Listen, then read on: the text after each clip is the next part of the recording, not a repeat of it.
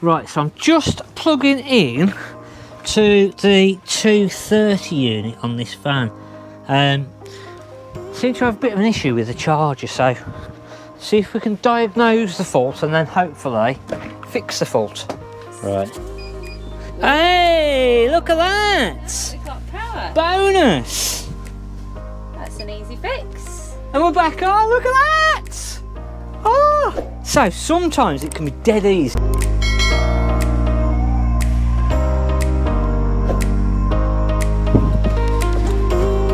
So basically with the 230 volt plugged in, what should happen is we should get a voltage going through to the battery itself, and that should then be charging the system up, and it should then, throwing all this lot around, oh dear, it should sort of power the Caravan as well. Now what we want to do, make sure first of all, is that we've got on whatever type of power control unit that you've got, that we've actually got the control unit turned on. We've got our charger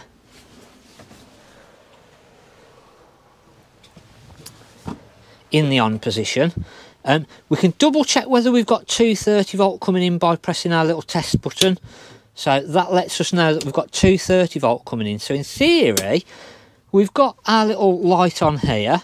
So we should. Press that button, though, what should happen when you've got 230 volts? Well, that happens, so that trips out. Down. So if you hadn't got 230 volt, that wouldn't. So that wouldn't do anything. So right. That would tell you that you haven't got 230 volt coming in to begin with. So we've checked and we've got 230 volt coming in.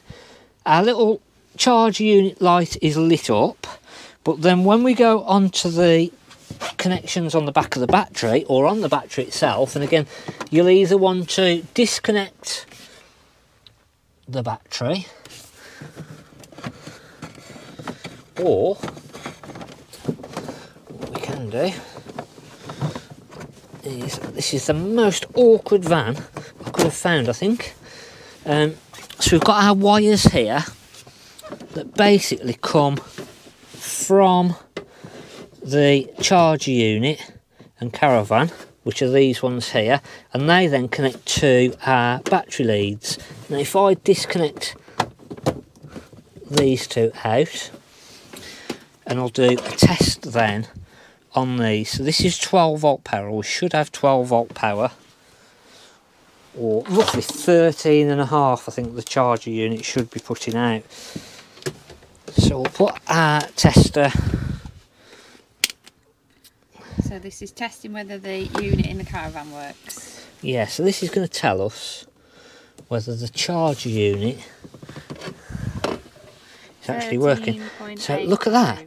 So we've got 13.85 coming from the charger unit. So in actual fact, our charger is working. So in this instance, it's not the charger that is the issue. We've not got power going through to our control unit. So that basically has confirmed that the charger is actually working.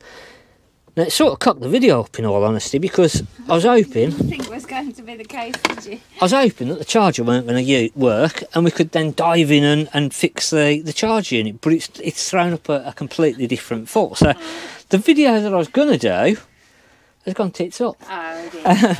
But that is basically how we're going to test our charger unit. And there's two ways that you can do it. Is either take the connections off here like we just have done, or you can disconnect your battery, and on your battery leads outside you can then just do exactly the same. You can put your voltage tester onto 20 and then just check your positive and negative, and that then should have your voltage from your charger going through to the battery leads. But you've got to do it with the battery disconnected, and that's why when I've come inside I've done it on these leads that actually come from the charger unit and go then to the battery, so that I've not got to disconnect the battery.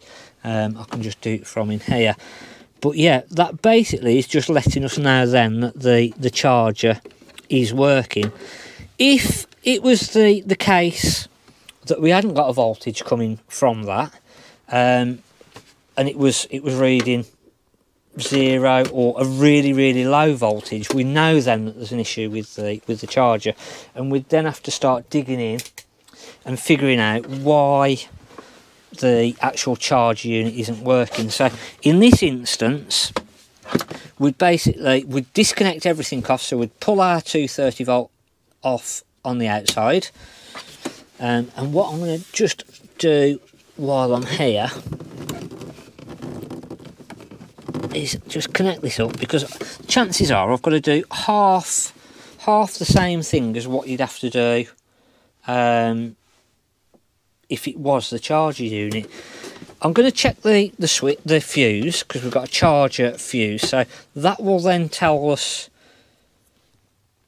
So we just visually check the fuse, and then if we put on our tester and we go on to continuity,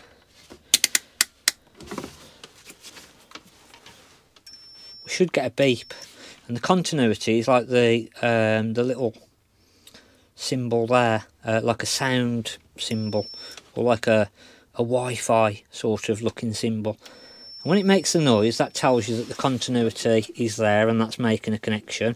So when we test our fuse, we'll test one side of the fuse, other side of the fuse. We know that fuse is good. So if it was the case that our charger wasn't working, that would be one of the first things that we'd check, that the actual fuse there is okay, which that one again is perfectly fine, because we know in this one our charger is actually working. I'm going to now try above the door, because we know that the charger is working, but it's just that we've got no power coming through to this panel here. So is the panel kaput? It could be the panel, or it could be a connection up to the panel. So what we're going to do, I should have hopefully brought some positive drivers. Have a look. There's going to be some extra steps in this video, because obviously we've not got any power going up to our unit there. So if it was just that the charger unit wasn't working, we'd have done those tests, seen whether we've got any power going to the battery or not. If you haven't got power, and then that fuse is okay, we'd then start digging into this, which is what we're going to do in a minute. But on this one, I'm going to now just double check our other fuses. So we've got a leisure battery fuse, because again it could be that our leisure battery fuse has gone. Oh, if I can get it out. So I'm just going to check that. I'm going to just check our fuses first of all, exactly the same way as we did before. We've then got a permanent supply, so I think that is going to be actually more from the car. Oh, that doesn't work. So our permanent supply fuse has gone, so that's a 2 amp fuse. So I'm going to go and grab a new 2 amp fuse, and we'll just double check that. And a lot of the time it can just be down to a fuse, either a bad connection or a fuse, or the fuse itself has gone. So what I'm going to do is I'm just going to go and grab a fuse, and we'll test that. Look at that, I'm prepared now. I've got a bag full of fuses. So again, things that you're going to need: tester, 12 volt tester with continuity, some screwdrivers, and a load of fuses. So we're looking for a 2 amp, which on these ones, these are a different colour there, more like the toilet type fuse. Oh, don't tell me there's none in here now. So it's going to be the only one you haven't got in that bag. I just looked as well. Normally your toilet fuse is that colour. Purple. Yeah. So I looked in the bag as well, and it was like, oh yeah, there's a, yeah, it's 3 amp, not 2. So having an array of fuses, sort of 2, 10, 5 and 15 is what you're going to need. So what I'm going to do is just double check that 3 amp just for the minute, because that's just going to... Looks a bit scummy on the yeah, contacts, it's not very it? good. That's again, if you've got, for the price of what these fuses are, if you've got dirty contacts like that, you're better off just replacing it. You can get some sandpaper, some emery cloths and clean all these up, but that's just going to cause you problems. Right, I'll be back again. None of them working that back. They're giving me a bag full of duff fuses. They're all the old ones that they've taken out of caravans. This is how not to do your caravan. That great big bag of fuses. Right, okay. Heater fan. There you go, swap it. Yeah. Sometimes if you haven't got a fuse and you're just trying to figure out what the issue is, swap it over from another one that you're not actually using. So, right. Whoa. Hey, look at that! We've got power. Bonus! So, in this instance, it was just the fuse. That's an easy fix. And we're back on, look at that! Oh! So, sometimes it can be dead easy and just be a fuse, but not always. Once we've checked all of these fuses, if you've still got an issue, and again we're back onto the charger system here first, we'd basically be then getting into the system and trying to find the charger itself. Now on this one I happen to believe, I don't know for sure, but I happen to believe it's in this big box. So what we want to do first is disconnect our power. So we actually want to go outside, we want to take our battery terminals off, or in this case disconnect them here. But normally I'd go outside and disconnect the leisure battery, it's just that that's nice and easy to do. And then we want to turn our trip switch off, turn all of our trip switches off, and then we want to disconnect the 230 on the outside of the caravan as well. And then what we can do once we've done that is we can then start stripping it down basically. So it's just a case of getting to everything. Now I believe that the actual charger is part of this unit, which a lot of the cases is what is going to be the way that it is. Where did I put what's in the worst possible places?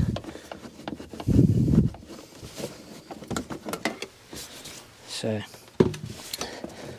we can then pop these up, and you want to just ease the unit. You don't want to be pulling at it. If it seems like it's stuck, don't force it, because some of these wires can be very, very small.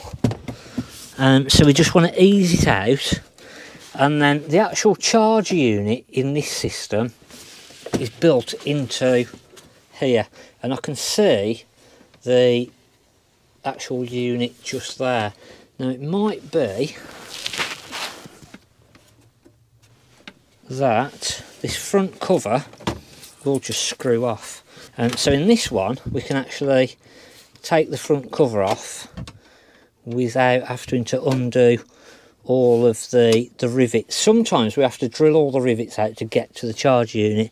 I'll just go and get one of the special little heads for that.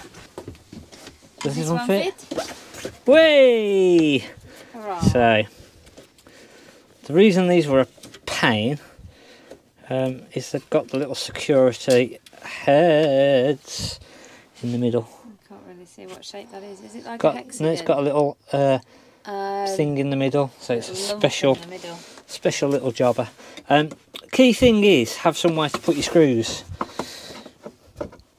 And hopefully, also you need one of those special tools, don't you? Yeah, so again it might be that you have to strip it down, have a look and figure out what it is that you actually need, and then come back again. Luckily we have pretty much got everything here. Just takes a bit of finding. So small ones at the back, and again if there's different size screws, it's making sure you know where they've come from. Yeah.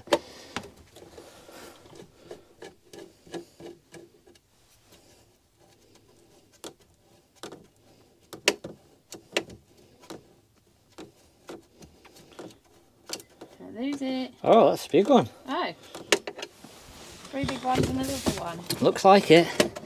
So, we'll then pop the top off.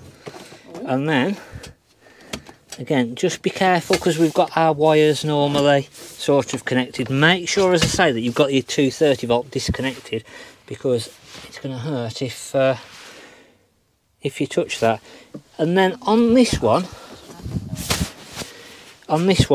we need to remove this little section so that we can actually get to the charger unit, which the charger unit is this square box just underneath. So we've got to remove this one. Crikey, I thought you said it was just there. Yeah, no, sometimes they're buried. And then what we're going to be doing is looking for, on the actual 2 wires that we've got coming from the charger unit, I believe are these 2 here. And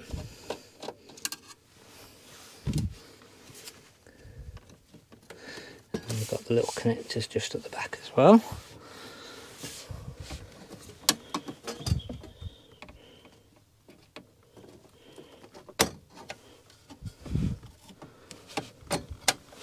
Where were they? What did you just do then? So they've got little sort of pushy things in. Oh. So the little plastic fittings, there's little pushy things in. Touch the wire underneath there. Yeah.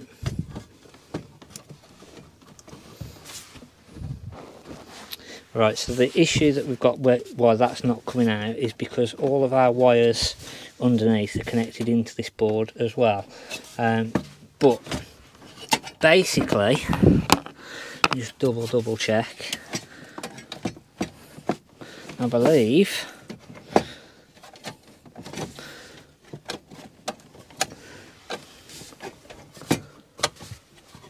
okay, watch your fingers a second. It's quite sharp, the edge of that. Yeah, they are. So, disconnect that. Disconnect our Ethernet cable.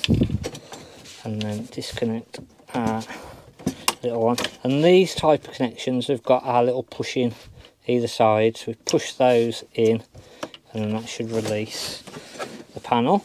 That should now... What about that red one? Was that alright? Yeah, it should be okay. That should release this panel. Oh, and the other ones have gone back on, so I just need to release those. So they just sort of push in the middle, and then they'll pop up. So you'll see here on our charger unit now that our wires coming directly off our charger is the white and the brown. So if we'd got an issue and the charger unit wasn't working, what we'd then be doing is tracing where the 2 wires off of our charger unit go, and then testing directly onto those wires. Or if I now put the electric back on, I can't because of the what's names. So yeah, so we'll trace. So we now know that the charger wires are literally coming straight to here.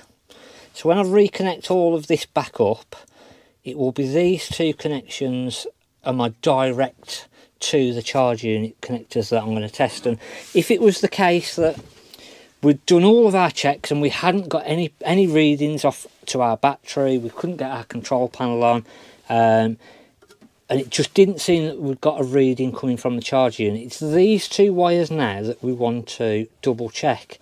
So when I put this all back together, it'll be these 2 wires that we'd then check. And if we've got no power then at these 2 wires, we pretty much know then that it's the actual charge unit, or sometimes they've got a fuse actually inside of the charge unit. Now this particular one, it's just got 4 screws and we'd be able to take that charger completely out. We disconnect our, because we've got 230 volt coming in over this side and then our 12 volt out over this side. So again, we'd make sure everything is completely disconnected.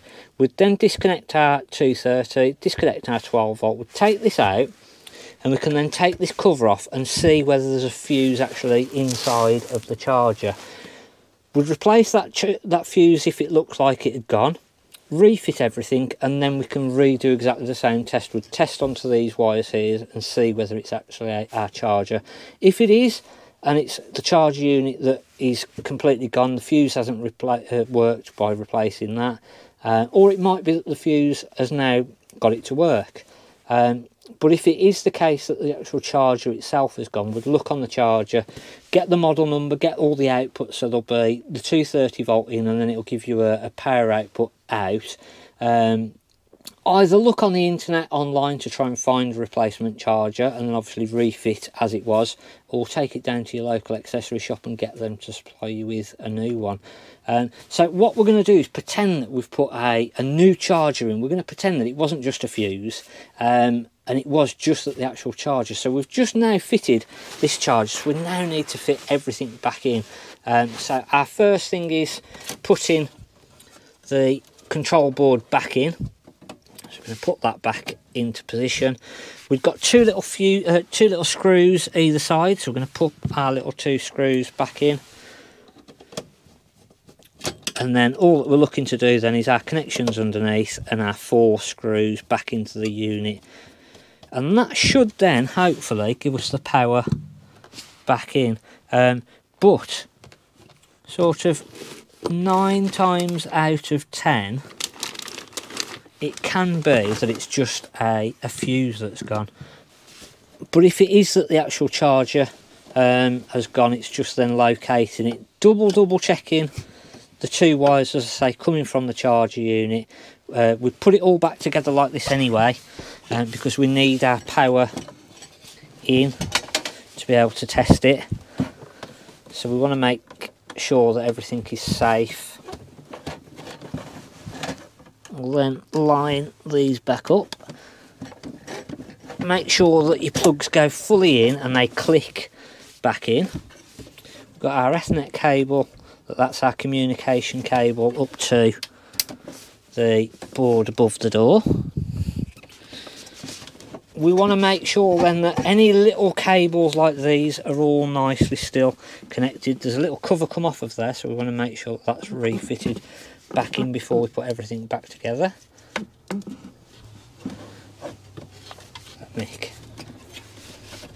And then we'll put everything back into place. Did you clip the little clips on that top of that board? Yeah, so they pushed in. Yeah, quite easy. And then it's our main cover just to clip back on. And then we can screw this all back together. Whoops. Oh.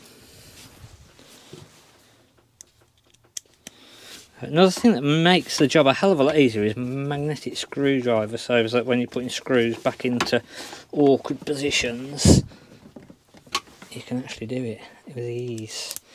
Sort of put it on, drop it in. So that is basically, so a lot of it is just down to the testing, checking all your fuses first of all. That's the way that you check your fuses. We might even just do a little simple short or something saying this is how you check your fuses. They're very expensive, those charger units, if you do have to end up replacing. Yeah, they're about 100 odd quid, so that fuse saved our bacon. What I've got to do now is get the last screw in. But yeah, check the easy, cheap things first. So fuses, connections, obviously a bad connection can give you issues. We've even had it before where the button, so where you turn it on and off to put the power through to the charger, so your charger button, make sure that that is working. But if you sort of done that as we've said, checked directly, either take the battery off check on the battery leads or disconnect your connection. Sometimes there's an inline fuse on this wire. Because of it's all sort of underneath the panelling, they put the leisure battery fuse on here, but sometimes your Caravan, if you come straight out the back of your battery box, there might be a fuse on that red lead there. So double check that.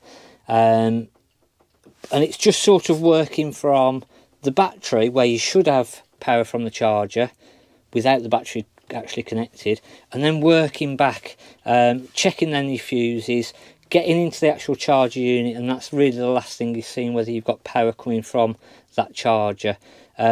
If you've got no power coming from the charger, the other thing to just double check is that there's actually a light on the charger, and that you've got 230 volt power going into the charger.